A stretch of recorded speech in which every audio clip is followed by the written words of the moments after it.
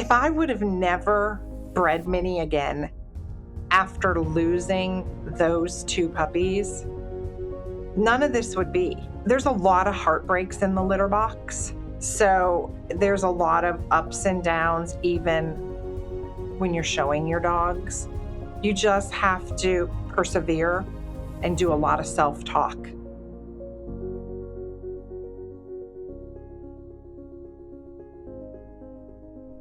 Welcome to the Better Breeder Chronicles, brought to you by Easy Whelp Premium Whelping Boxes. Elevate your breeding program with Easy Whelp. In today's episode, we will visit with Carol Felbaum of Hallmark Bichons. Located in Houston, Texas, Carol is one of the prominent breeders in the Bichon breed. The mark of a great breeder is breeding a great dog. That is the case with Carol, being the breeder of Grand Champion High Ridge, He's So Full of Himself, ROMX.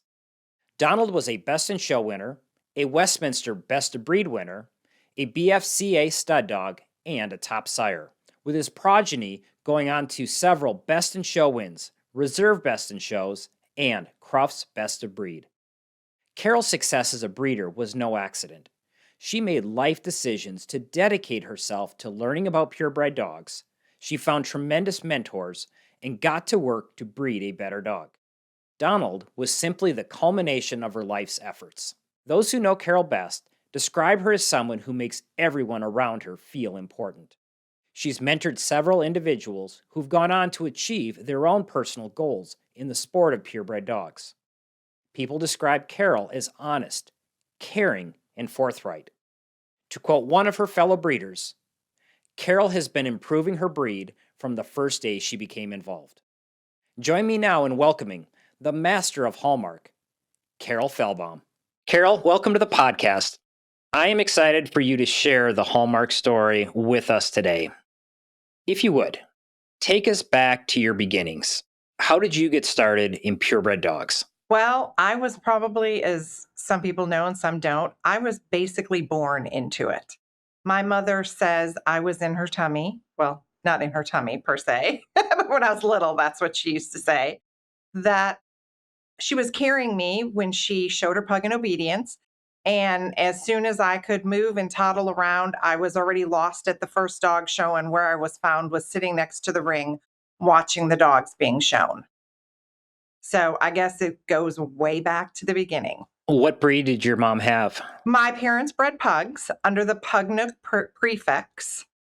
They were very active in clubs up north. They were founding members of the Milwaukee Pug Club, the Great Lakes Pug Club. So I grew up going to dog shows, sitting in dog club meetings, going to handling classes. It's just been my life. So at what point, as you're going through your likely teenage years, did you realize, you know what, this is going to be more than my parents' passion? This is also mine. I think I knew really from a young age because dogs were always my best friends. I did all the regular things that high school kids did, participated in sports and that kind of stuff. But on the weekend, I would go away to dog shows. My mom and I would travel. At that point, we had a small boarding kennel in West Bend, Wisconsin. I started working for professional handlers. I would show the pugs. But my mother was also very good friends with Jack Funk, who was a professional dog handler that lived in Lake Forest, and she also did his bookkeeping. So I was just along with her everywhere we went. And at this stage, were you starting to home in on specific breeds, or was your interest broad to all breeds? It's interesting that you ask that because I would have never imagined that I would be in Bichons to this day. I always thought that sporting dogs were going to be my dog. I particularly thought it was probably going to be the English Springer Spaniel. Julia Gassow gave me one of her great dogs, Sally Lynn's Hallmark, Nikki, and he was my junior showmanship dog. And I also showed Irish setters in junior showmanship. So I always thought that I would be a sporting dog person. I then proceeded to work for Susan Depew and Bob LaRoche, and that's where my terriers came in. But I always knew that it would be the sporting dogs. Well, then one day at a dog show, I met a Bichon named Devin Puff and Stuff. And that was it. That was just it. I fell in love with her. She is the top winning Bichon bitch to this day. She was owned by Nancy Chaplin, handled by Michael Kemp. Scott Summer at the time was his assistant. She was just the greatest thing ever. And I always knew it wouldn't be right away, but that I would end up breeding Bichons someday. Interesting. So where were you at this point when you made that decision about Bichons? Were you still in Wisconsin? I had moved south. And at that time, I went to work for Michael and Scott. I had the pleasure because at that time, when you worked for somebody, all the kind of assistants all lived together in a house, whatever. And so we all lived together. And Nancy Chaplin was nice enough to let Puff stay with Scott when she was retired. And so I lived with her. And when he would go off to the dog shows, I didn't always go. She was my pet. And so that just, she was quite a pet. Her personality was larger than life. She was a true bitch in every sense of the word, but she was also fun loving. That leap that she would always do. I can remember being here in Texas and running up and down the driveway with her. And, it's 95 degrees and she's jumping and everything. And like I said, I just knew that was going to be my breed. So, Carol, in researching your story, it was clear you really made an effort to find and learn from a variety of different mentors. Can you speak to those individuals, who they were, their breeds, but then also what was kind of their individual impact and impression on you personally? So, growing up, my mother was always around friends, Doug Huffman and the Pugs. I can't remember the other lady's name, but she lived in Cincinnati, her and her husband, Orville and Bonna Webb. And so I always saw what they did with their breeding programs, watched what they did with their breeding programs, had great respect for them in the ring, outside of the ring. So that was kind of where it all began. Then for 2 summers when I was in high school, I lived with Dick and Judy Cooper. And Judy Cooper has Tip and Chip, Great Pyrenees. And there I really learned how to care for them, watched litters being born, traveled to shows with them. At that time, Dick was still showing, but he was a little more retired. So that was a big influence just on caring for the dogs and what a 24/7 job it was. And it always came before everything else. Then after Dick and Judy, I went to work for Bob LaRoche and Susan Depew, and they were in Illinois at the time also. And while neither of them were actively breeding dogs, got to be there when they showed Isis, Flanair Isis. So I got to see the care and presentation of her and learned about that. And that subsequently led to my friendship with Susie. She did show a dog for me, 2 dogs for me, actually. But I had such great respect for her. Watched her do the Norfolks, watched her do the Airedales, watched her do all those other breeds kind of from afar, just because at that point in my life, I was raising my kids. So raising my kids, having a family, doing all the things you do with your young kids. And I just always kind of kept my toe involved in it, just kind of watched what was going on, seeing what they were doing.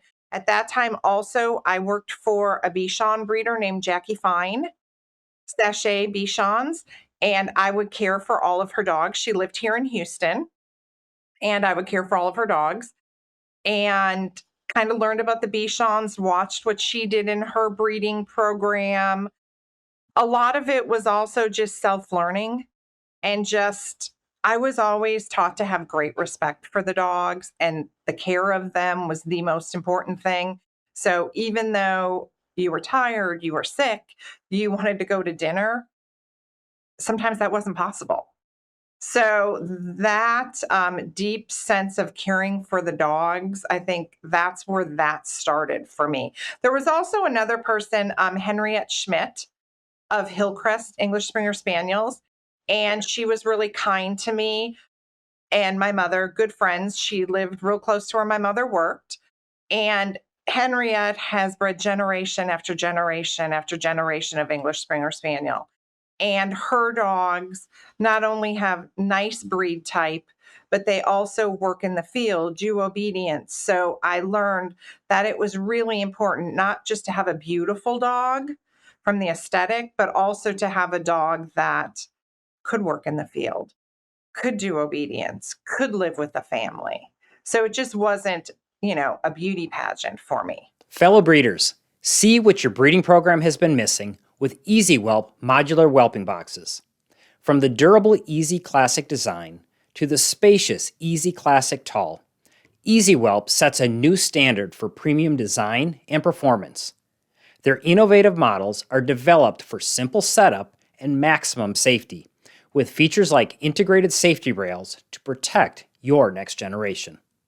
The smooth, hygienic surface allows for quick wipe downs to maintain a sanitary environment. The new windowed wall option provides the next level of safety, confidence, and convenience. No tools are required for assembly, which comes in handy if time is short in those critical moments. Elevate your breeding program today. Visit easywhelp.com. You made a comment that about something that I think probably doesn't get enough credit, and that's, we talk a lot about mentoring and finding a good mentor, but also that ability to be mentored from afar and through observation.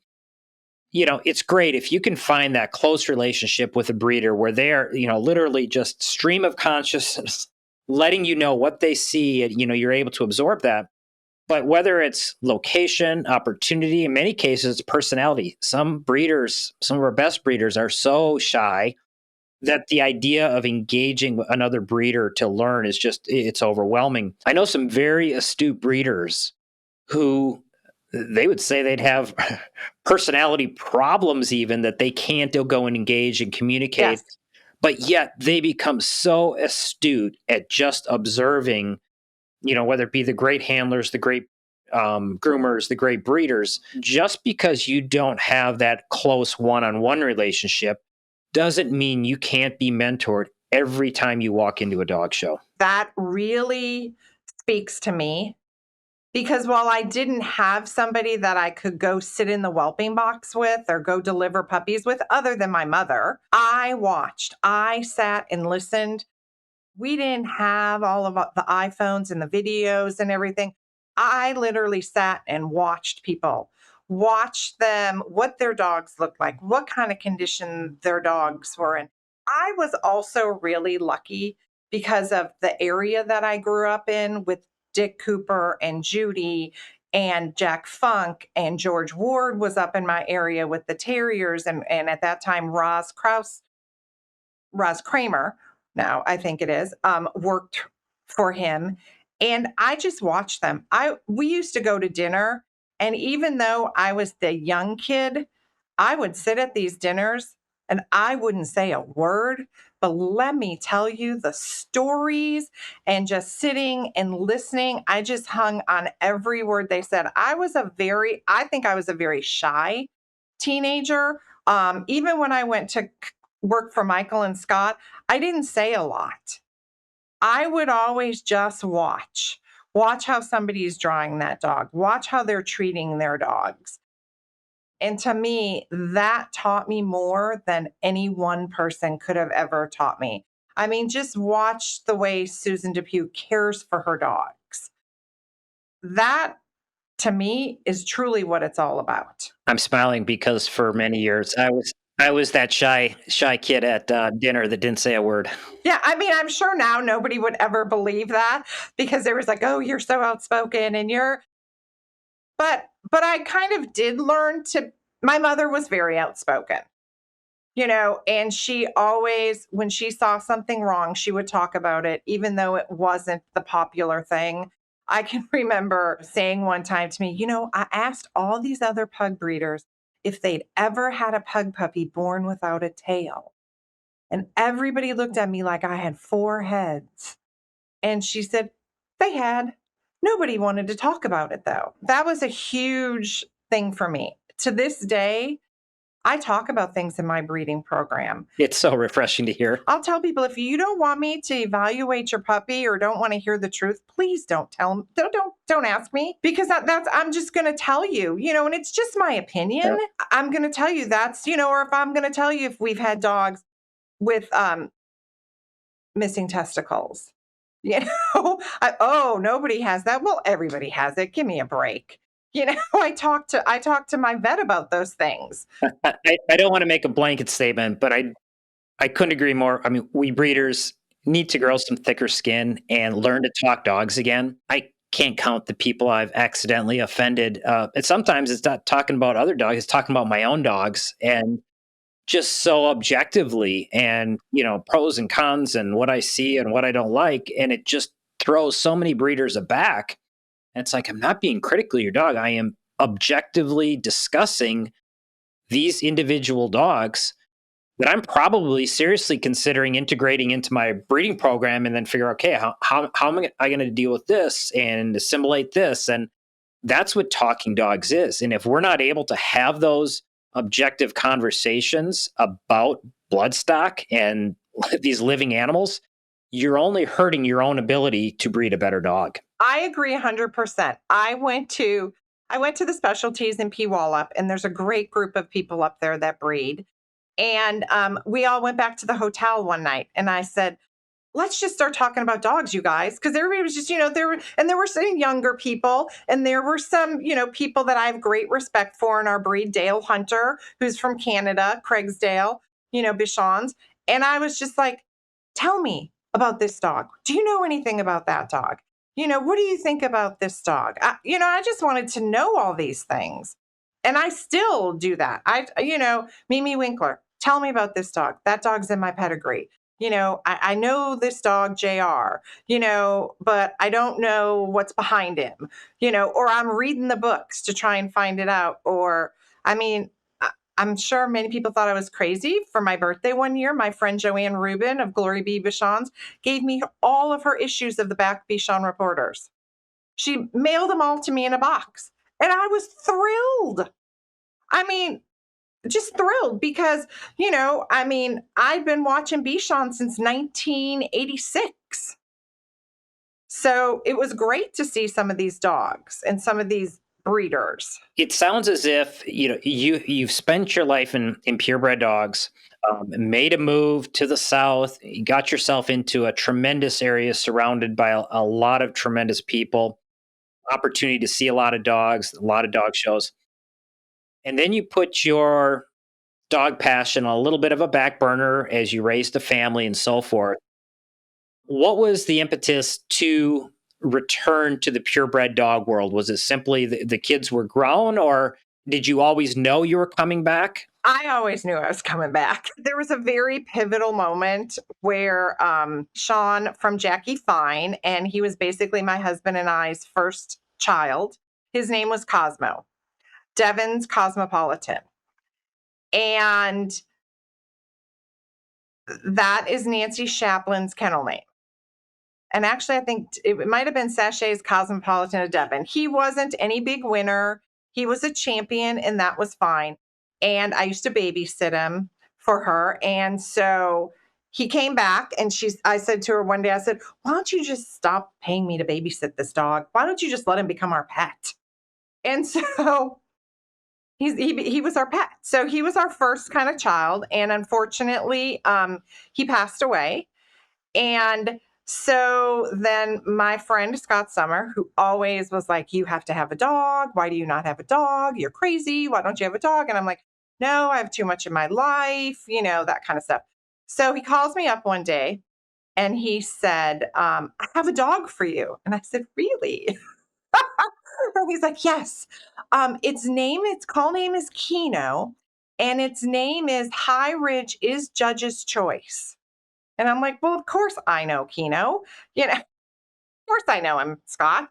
And it was his dog that he was showing. He won the breed at the garden. I don't know if he was maybe 1 or 2 that year. But so I said, okay, let me think about it. I don't know that my husband will be real receptive because we have young kids, blah, blah, blah. Well, away he goes on a business trip. And I immediately pick up the phone and call Scott. Guess what? I can take Kino for the day. Let's see how he does. John came home from his business trip and was like, what is this dog here? I said, that's our new dog. And guess what? The 2 of them both stayed. Not just the dog, but also the husband. Yes, they both stayed. And he became my oldest son. Chase is one of his favorites. And so he would always call Kino his dog. And, I really felt like my kids at that time needed to have and learn about what it was like to have animals in their life and care for things. Because I'm not a very snake, fish, gerbil, hamster kind of person. Cats, none of that. I am a dog person through and through. So we never had any of those. So we had Kino. And at that time, Cecilia Ruggles was Scott's main client, and Cecilia Ruggles owned Special Times, Just Right, JR, who was the top dog in the year 2000. 2001, I believe he won Westminster, Best in Show at Westminster. So Seal and I had become friends through Scott. Wonderful, wonderful woman. Miss her to this day. I said to her one day, I said, Kino's getting older, and don't you think we should breed him one more time? And she's like, yeah, maybe I have somebody at the kennel at Scott's that we could breed him to. And at this time, he was retired. People were mainly breeding to his brother, and his brother's name was Reno. And I think Reno ended up producing 25 champions. But, there were some people that bred to Kino. He didn't have the prettiest face. But he had beautiful make and shape and a great butt and nice angles and beautiful rear movement. And so I said to Seal, can we do this? And she's like, sure, so-and-so's in season. Let's try that. And I think maybe at this point he was 9 years old. And so he bred, I can't think of her name off the top of my head. Betty Boop was Minnie's mother. And so Betty had her puppies, and I went over to look at them, and Seal said, well, pick whoever you want, and I can't remember exactly how many were in the litter, what. How old were they at the time? Oh, they were little. I mean, they were just little puppies, probably 10, 12 weeks old at the most. And so I saw this little dog sitting in the corner, and she was playing with this green frog toy. And I said to Scott, I want that one. He said, no, you don't. And I'm very, very stubborn. I'll tell you that. We sometimes disagree. And I said, that's the one I want. I don't think that's going to be a good one for you. No, this one over here is better. And I'm like, sorry, I'm taking that one.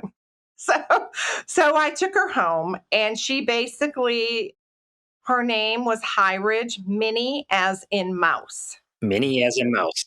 Yeah, as in the mouse, the Disney mouse, because my kids were big Disney fans. And one of my clients had said to me, as in Minnie Cooper? And my friend Claire said, no, as in mouse, Minnie as in mouse. And I said, that's her name right there. So that was her name. She was basically what I would consider my foundation bitch. Quite a foundation bitch. Yeah. I mean, yeah, really. And so she won. I won Best in Sweepstakes at the National with her. We came in second in the classes to a really nice other little bitch that Sasha Farnsworth was showing. So in the regular classes, I wasn't disappointed because I thought both of them were very, very nice. I think that was May time frame. And I was going to show her all myself. I told Scott he wasn't touching her. This was my dog. I was going to make her a champion all by myself.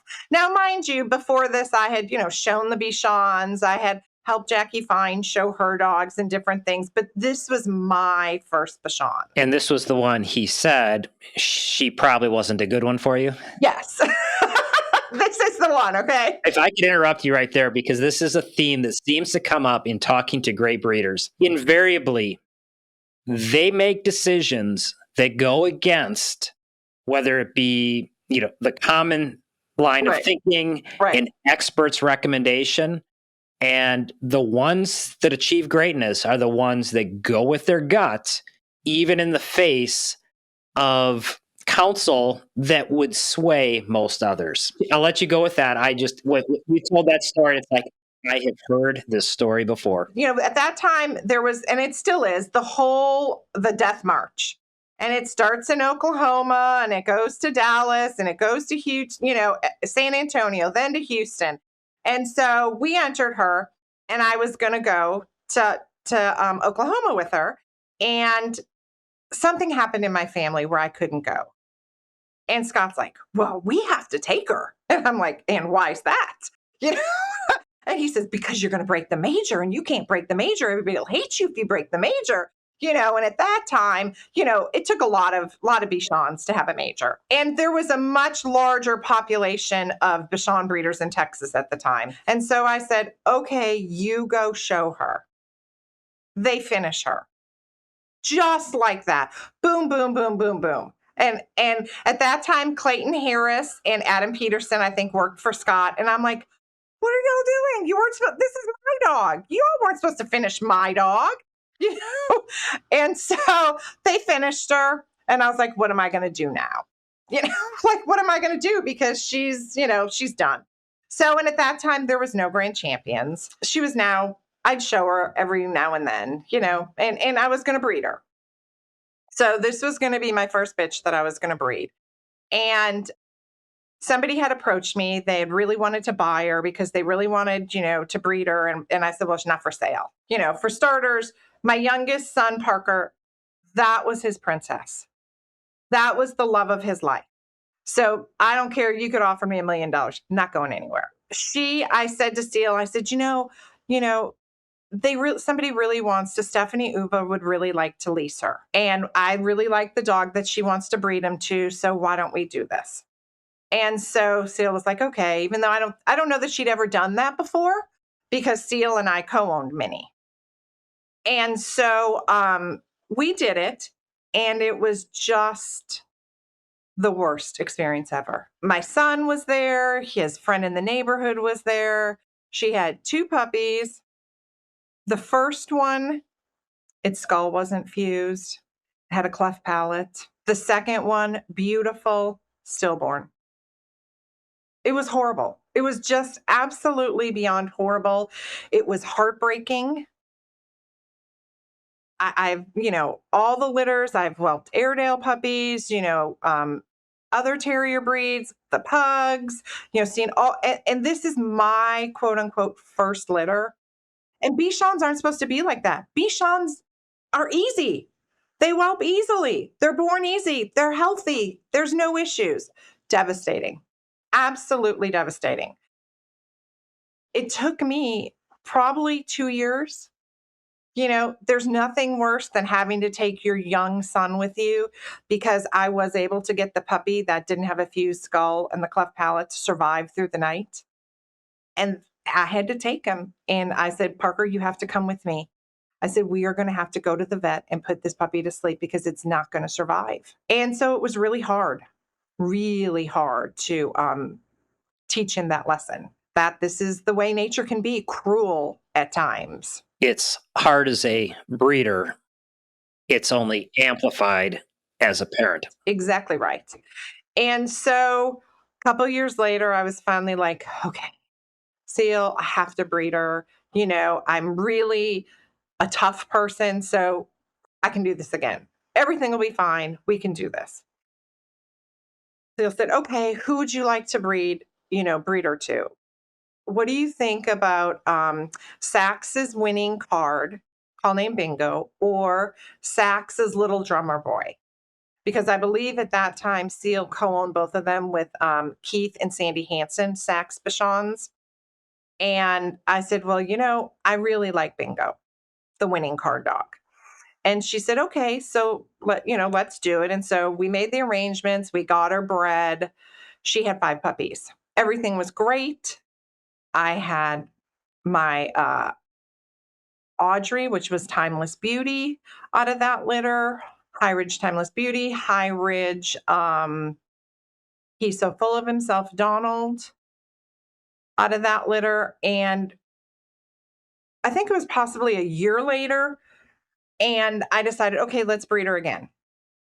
So at that time, I didn't know how good these dogs were going to become, of course. But we had some nice puppies, and different people wanted them, and so okay, let's breed her again. Well, I want to try the breeding again. I know that's kind of narrow-minded as a breeder, but everything went well the first time. Let's just try and get past this one more time. And we did, and she had 5 more puppies. And so by the end of it all, she had an ROMX.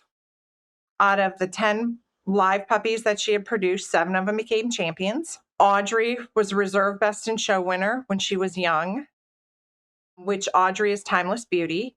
And she also won, I believe, an award of merit. I don't know if they had Select Bitch at that time at Westminster. And Scott showed her to that for us, which was kind of cool because he was kind of in retirement at that point. And so it was a really cool experience. And I actually own her with a person who at the time I didn't know would become so important in my life. Her name is Mary Ellen Jenkins. She actually ended up getting her because I really didn't want to place her, but I said, she was a client of mine and her Bichon had passed away, and she came to visit them as they were puppies at my house because she didn't live too far from me. And she's not a dog person at all. I mean, was never going to have a dog after Sammy passed away. But I said to her, you can do Audrey, but I need to co-own her because I might want to show her and make her a champion. And I want to maybe use her in grooming competitions. Okay, fine, no problem. Well, one of the first times she was shown at the Houston shows. She went reserve to the 5-point major the first day. I think maybe she was shown in Dallas right before that, the weekend before. But that weekend of Houston, first time reserve to the 5-point major, 5-point major, 5-point major, 5-point major. Done, champion. Now, Mary Ellen this is her first dog shows ever. And she's got all these ribbons and all these trophies. And I mean, and I was like, Marilyn, this just never happens. It's not how it's supposed to work. Don't get used to this kind of thing. And so then she went on. I showed her. We did really well in owner handler. We placed in some groups, but she was their pet. So I knew she wasn't going to be able to be gone a lot because that was their pet. Was Audrey from the first breeding or the second breeding? She's from the first breeding, and she is Donald's sister from that first breeding, which is High Ridge. He's so full of himself. She won a reserve best in show. Okay. I'm trying to think. She might have been the top bitch that time. I don't want to say awards and things don't matter to me, but that's another common theme with the best breeders. Right. I mean, that's great, but I just, she was beautiful. She's great on her feet. Beautiful coat. And really, and it was so exciting for Mary Ellen. They went to Westminster. Remember, she's not a dog person. Her and her husband went to Westminster, I mean, she was terrified of some of the dogs, but Scott went. It was just an amazing, amazing experience. And the sad part of that was Seal was not there that year. And that was the first year Seal wasn't there because she was actually moving to Montana that weekend. So she couldn't come to the garden to see Audrey being shown. So Mary Ellen has become a very, very important person in my breeding program. I mean, for somebody who is such a quote unquote lay person, I mean, she's a teacher. She's, by trade, she was a teacher. She's retired. But I mean, she reads all of the Myra's stuff, everything I tell her, she helps pick puppies out of litters. I mean, she has a natural eye for it. She helps me with everything. Here at the Better Breeder Institute, we offer a full suite of digital resources and services developed to educate, support, and promote purebred conservation dog breeders. From free online tools like the Better Breeder Directory and Stud Dog Register, to our growing curriculum of courses, including Website Academy and Business Basics. We offer professional digital services, including email marketing and website design on our world-class Ultimate Breeder platform.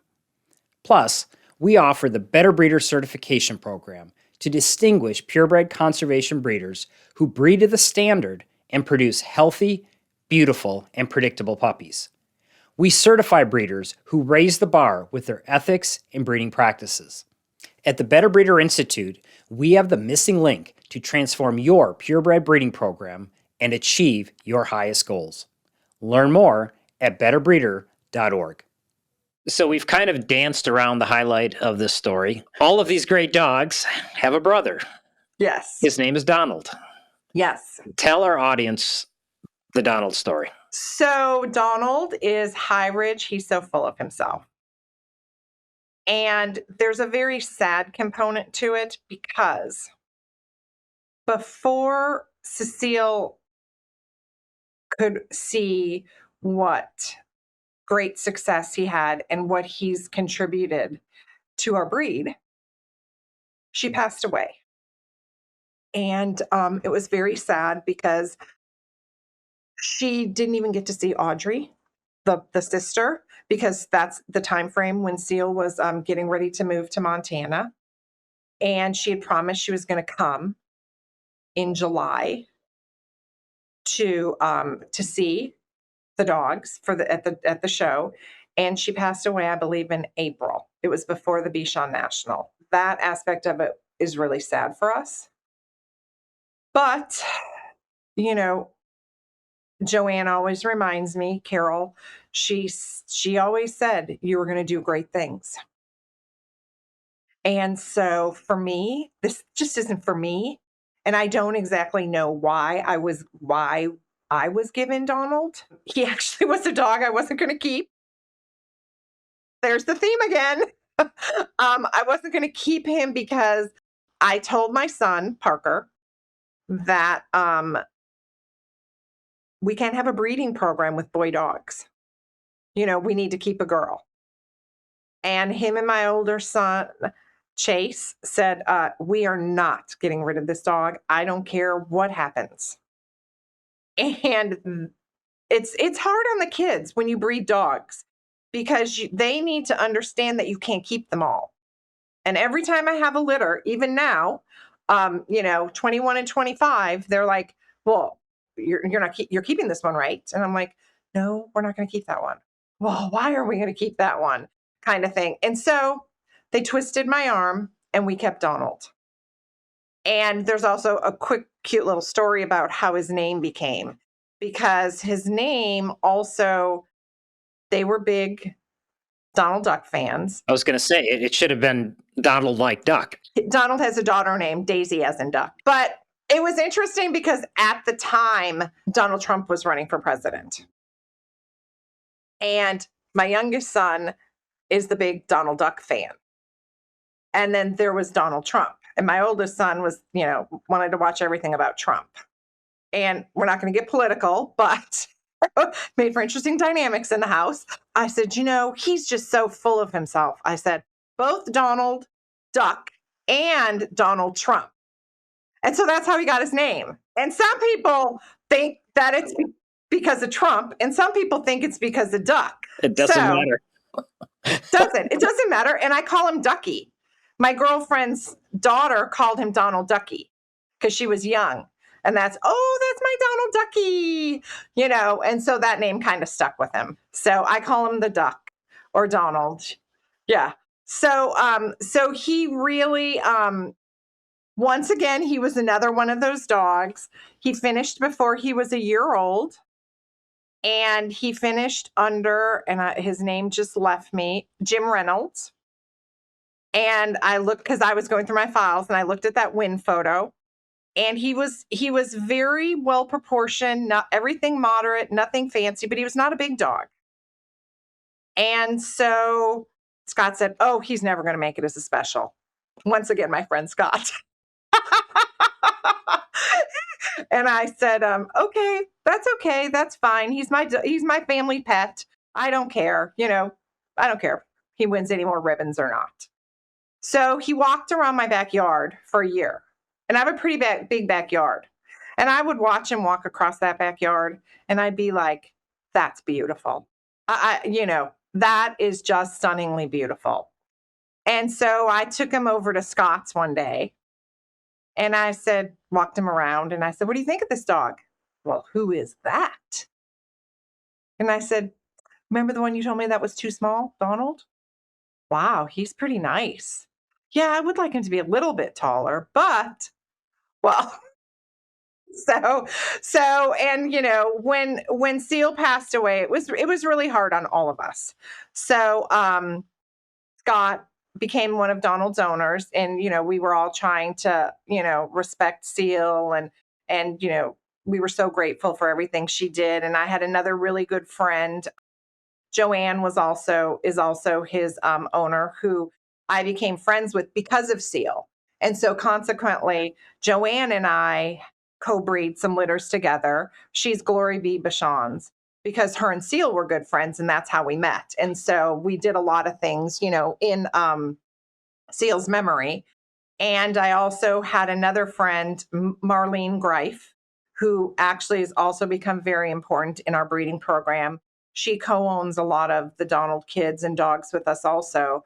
She was a person who I met when I was first moved here. Michael Kemp showed several of her dogs. She was actually Lacey, who's Registry's Lonesome Dove, the top winning wire fox terrier. She was her first owner. And so, but her and I were friends, and she's actually my son's godmother. And so she became one of his owners too. And she was now that person because when I was showing the dogs from the first litter and the second litter, I would always call Seal and give her the reports of what happened at the weekend, that kind of thing. And so now Marlene became that person for us. I would call Marlene. She'd ask what went on at the dog show. How did the dogs do? The judging. So to me, it's more, it's about everybody that's involved in it. It's not about the winning. Well, and how neat to put together an ownership group where, it truly is relationship based. It is absolutely relationship based. It's partners and collaborators.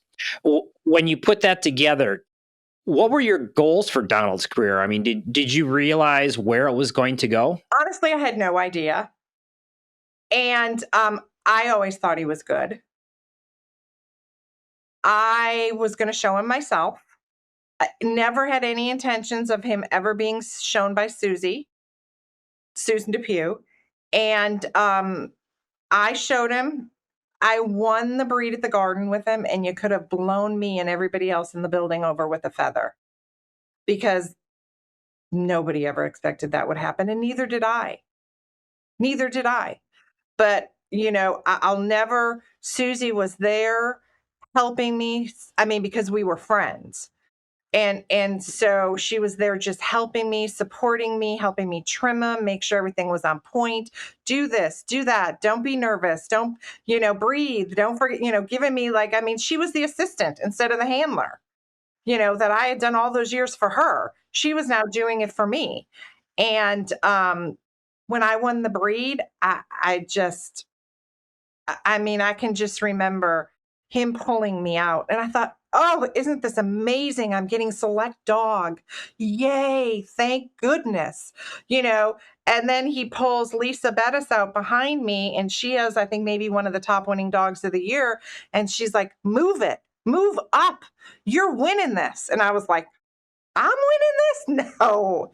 And then, he just kept and all the way around and Joanne was there. And it was really an incredible, pivotal moment when my life changed. Donald has quite a list of accomplishments. If you would just go down the list and just note some of the remarkable things that are going to be associated with his name forever. Well, so to me, the most important thing is he's an ROMX. which means he's produced over 25 champions. He currently stands at 27 champions. And not only are those just champions, there's a Cruft Best in Show winner, there's Reserve Best in Show winners, there's group winners, there is Lion King, which is multiple Best in Shows. He has then gone on to be the grandparent of Mond, which is a dog that is Lion King's daughter. That's my collaboration with Peter Sang-Hoo Lee from Korea.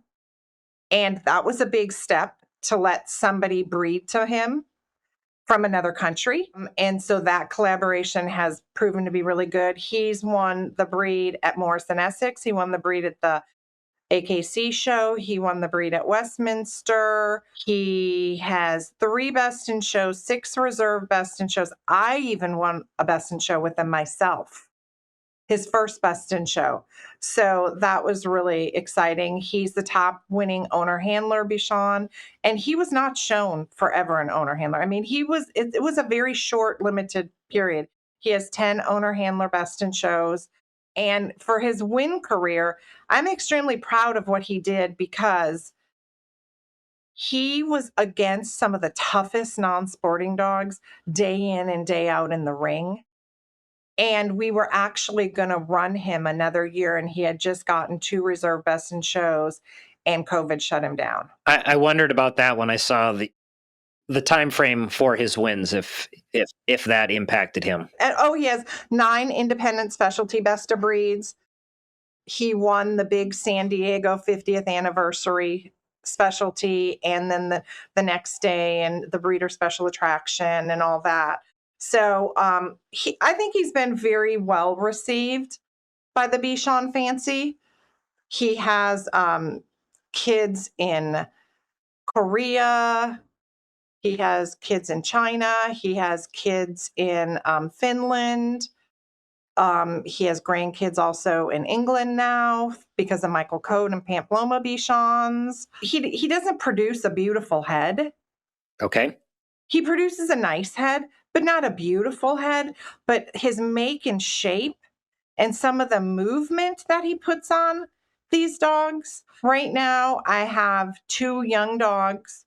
Well, there's 2, I should say I don't have them, but there's 2 young dogs. One of them, Hallmark Baymax, that Max, who's doing really well. And then Max's sister, Barbie, Hallmark, You Can Be Anything. And couldn't be more prouder of those 2 dogs. It was a breeding collaboration with Vogelflight Bichons and somebody I was mentoring. A great transition.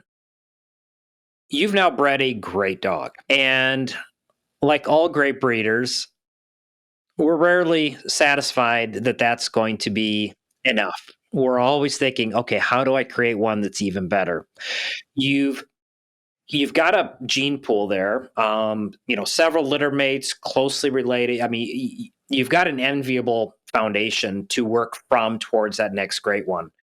Where do you go from here? I'm actually looking back a lot. There's not a lot of line breeding going on in Bichons right now. And so I'm trying to do some line breeding. I'm trying to look at some older dogs from frozen semen to see if they can bring things back. We did do, Scott has the JR semen that was gifted to him from Seal. And so we have some puppies. Well, they're not puppies anymore. They're 2 years old. And Joanne has a girl. She's not been shown very much. We showed them at the National when they were very, very young, and they were not ready. We probably shouldn't have shown them, but I believe in bringing to the National things that you're proud of or things that you think are going to be good. And so we brought them anyway. And, I wouldn't say they did great, but that's okay. I don't care.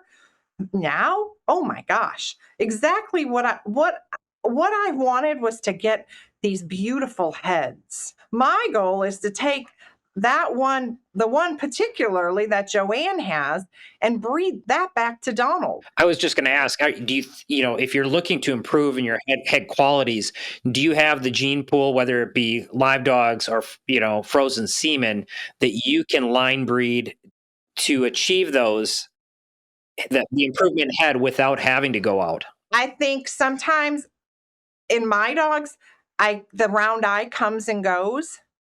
You know, some of the ones that I place as pets have rounder eyes than some of the ones that I keep as show dogs. But for some reason, it seems to be the ones that have the best make and shape don't necessarily always have the roundest eyes. And from the sounds of it, you are someone that likes to look out the window and get mesmerized by what you see. I'm all about watching my puppies. I watch them. I watch the way they stand. In fact, I'm made a decision to place one of them yesterday. That's 9 months old because I like her sister better. I don't know if I'll be able to ever show the sister because the sister doesn't really want to walk on a leash. But watch her walk around my backyard. See those beautiful big round eyes? I'm like, that's what I need to, her hair's not as good as the other ones, but I don't really care for the way the other one stands and looks, holds itself. I mean, to me, I almost want a Bichon shown like a terrier, where they're up, standing underneath themselves, looking around, looking at other Bichons. Fully collected. That's right. I mean, that's not the way you should necessarily show them in the ring. I mean, Bill McFadden is able to do that. And I always try and emulate that because I love that. Like my bitch Barbie right now, the Hallmark You Can Be Anything, that's what I want to get to. Because when she is standing looking at something, oh my goodness, it's just stunningly beautiful. Are you preparing for your first litter? Or do you want to outfit your whelping room in style? If so, check out Whelping Bundles from Easy Whelp. The Easy Whelp Starter Pack includes a modular whelping box, heating combo, and reusable pad. Step up to the Essentials, Pro, or Elite bundles to add a variety of premium whelping necessities and accessories. Ensure your whelping operation is world-class with Easy Whelp Bundles. Visit easywhelp.com today. Carol, if you would, let's talk a little bit about the kennel names that you've used with your dogs. It's changed over the years. Give us that story. When Seal and I got Minnie together, and the only fair, correct thing, even though I always knew I was going to use Hallmark as my kennel name, and that is in tribute to the late, great Sally Gassow, or excuse me, not Sally, Julie Gassow of Sally Lane Kennels. And that is because the dog she had me show in junior showmanship was Sally Lynn's Hallmark. I almost was going to ask that at the very beginning, if that dog's name had anything to do with your kennel name. Yeah, he was the, at the time it was the Kennel Ration award winner for, I believe it was 1976 time frame, or I might be a little bit wrong on that year, but Dick Cooper showed him. And yes, he was the Kennel Ration Dog of the Year that year. You held that Hallmark name in your back pocket for many years. Always knew that was going to be my kennel name. But most of your prominent dogs do not have that kennel name currently. And that is because when the first litters of Minnies were born, we were going to use Seal's kennel name just because I thought that was the right thing to do. And then when Seal passed, it was very much as a tribute. And we knew that she would always, I always hashtag always in our hearts. And so I always knew that we were going to do that. And when she passed, we had asked her son if we could still use it for that one last litter because she had a part in that litter.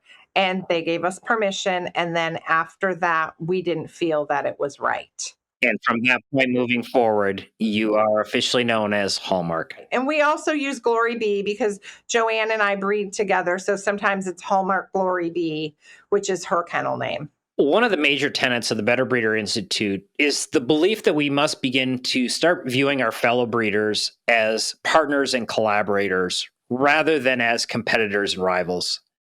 Can you speak to the importance of that mindset for the preservation of purebred dog breeding? I think it's really important. I personally have tried to embrace some like-minded individuals. I have a person, Priscilla Davis, that really works with us, and she just recently had kind of her own first litter. that we helped deliver via, a camera.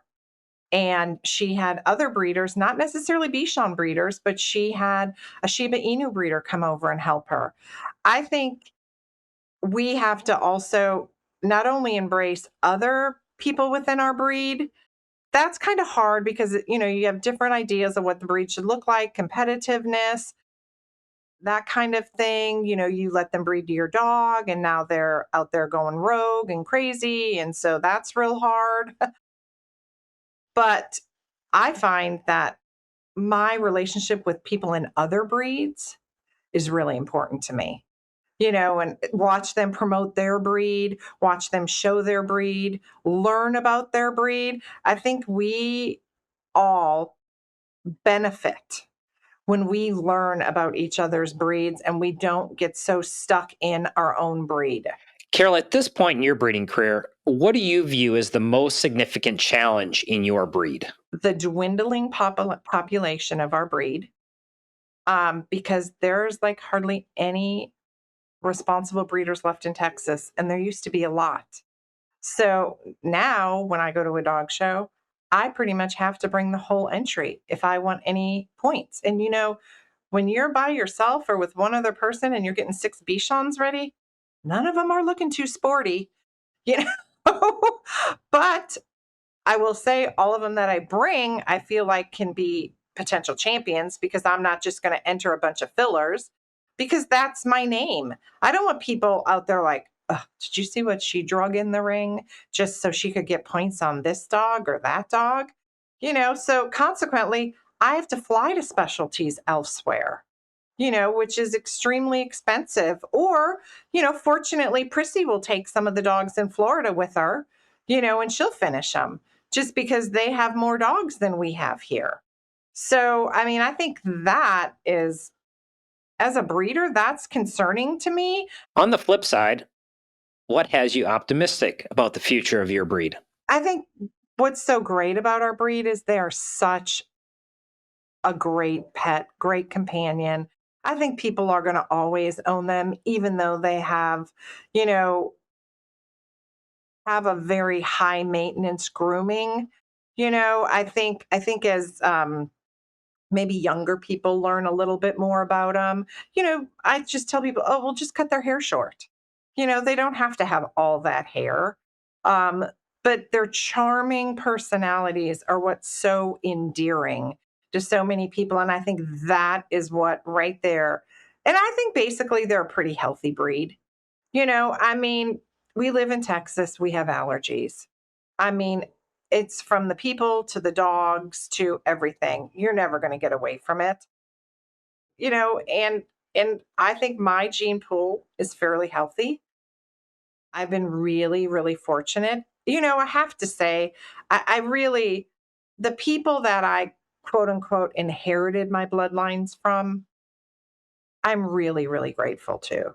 Mim Winkler, which is Judge's Choice, Sachs, which is Keith and Sandy Hansen, Seal, Ruggles, which was High Ridge, Joanne Rubin, which is Glory Bee, and the people that, have kind of bred into it. I'm really grateful to them because without those dogs, we wouldn't be where we are today. Carol, if there was one master breeder that you'd like to see featured on this show, who would it be and why? I would probably like to see like Luke and Diana with Hallmark Shih Tzus, because he really, when you look at their dogs that carry their kennel names, they look like those. They look like a Hallmark Shih Tzu, you know. And that's eventually with my own program. I mean, people are already saying, well, I know that's a Hallmark Bichon, So I think they've really in Shih Tzus set a type. Is there a breeder you'd like to see featured on the Better Breeder Chronicles? Then go to betterbreeder.org/nominate to let us know. We are looking for master breeders, whether they are highly acclaimed or they work quietly in anonymity to move their breed forward. Better Breeder Chronicles puts those individuals on their rightful pedestal and shares their story with the purebred dog world. Nominate your most respected breeder today. Go to betterbreeder.org/nominate. To that aspiring breeder who's listening to the Hallmark story today, if there was one thing you'd hope they'd take away from your story that could help them in their own journey, what would it be? I would have to say perseverance, because if I would have never bred Minnie again after losing those two puppies, none of this would be. And I hope people look at me as a very honest, straightforward person. And I hope that they would take that away and that would be beneficial to them also. But there's a lot of heartbreaks in the litter box. I mean, we're really, really fortunate. We do not lose a lot of puppies. We did have a litter where we lost 4, and it was devastating. Like so you really have to persevere. And we came back with the next litter and they were all born in an hour and 15 minutes, 6 of them, and everybody was moving and going and it was great. So there's a lot of ups and downs, even when you're showing your dogs. You just have to persevere and do a lot of self-talk. And finally, after your breeding days are over, how do you want breed history to remember Hallmark Bichons? I just want people to hopefully think that I left the breed better than I found it, and that I paid homage and respect to those breeders that came before me, that put a lot of hard work into this breed. And people will be able to say, yep, I knew that was a Hallmark dog. Or, people are already in Donald's grandkids, sending me photos and, oh, look at this puppy. Look what Donald gave it. And, that kind of thing. And that's really ultimately what I hope for with having spent all of my time doing this.